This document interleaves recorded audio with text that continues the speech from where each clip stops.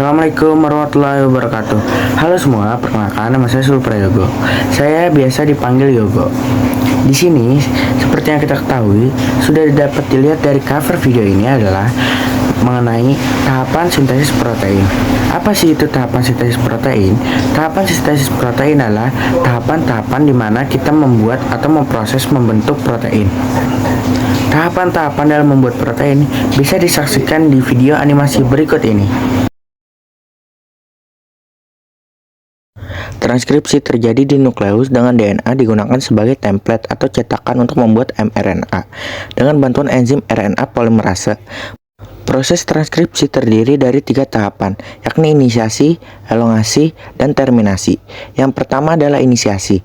RNA polimerase akan berikatan dengan daerah promotor yang menyebabkan untaian double helix DNA akan terbuka. Setelah itu adalah proses elongasi. Pada proses elongasi atau pemanjangan, RNA polimerase akan bergerak di sepanjang untaian cetakan DNA, dan pasangan basa nitrogennya akan saling berpasangan membentuk untaian RNA selanjutnya. Selanjutnya adalah terminasi.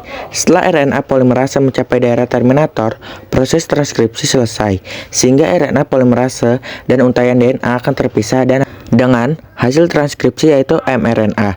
Untaian mRNA yang dibuat melalui transkripsi memiliki daerah ekson dan intron. Daerah yang mengkode protein disebut ekson, sedangkan bagian yang tidak mengkode protein dinamakan intron. Agar mRNA dapat digunakan pada saat tahapan translasi, bagian intron harus dihilangkan. Proses pemotongan daerah intron dinamakan dengan splicing. Caranya adalah dengan membentuk kompleks yang dinamakan dengan spliyosom, sehingga intron akan dihilangkan dan kemudian ekson akan saling terhubung satu sama lain, menghasilkan untaian mRNA yang matang. mRNA yang matang ini kemudian akan meninggalkan nukleus menuju ke sitoplasma untuk memulai proses translasi. Selanjutnya adalah proses translasi. Basa nitrogen dikelompokkan menjadi 3 huruf yang dinamakan dengan triplet codon. Terdiri dari 64 kode genetik untuk menerjemahkan asam amino. Ada 4 kode khusus, yaitu 1 kode untuk codon start dan 3 kode untuk codon stop. Translasi dimulai dari inisiasi. Proses ini dimulai ketika mRNA berikatan dengan subunit ribosom kecil. Kemudian setiap asam amino dibawa ke ribosom oleh molekul tRNA. Nah, jenis asam amino ditentukan oleh urutan antikodon dari tRNA yang kemudian pasangan basa nitrogen dari kodon mRNA. Setelah mRNA dan ribosom subunit kecil berikatan, ribosom subunit besar akan ikut terikat dalam kompleks tersebut. Di dalam ribosom subunit besar terdapat 3 daerah yang berbeda, yakni situs E, P, dan A. Selanjutnya adalah tahapan elongasi. Selama proses elongasi atau pemanjangan, kodon yang dibawa oleh mRNA akan berikatan dengan antikodon pada tRNA. Molekul tRNA akan berikatan pada situs A, sehingga asam aminonya akan melakukan ikatan peptida yang terbentuk antara situs P dan juga situs A. Setelah itu, tRNA yang tidak membawa asam amino akan bergerak ke situs E.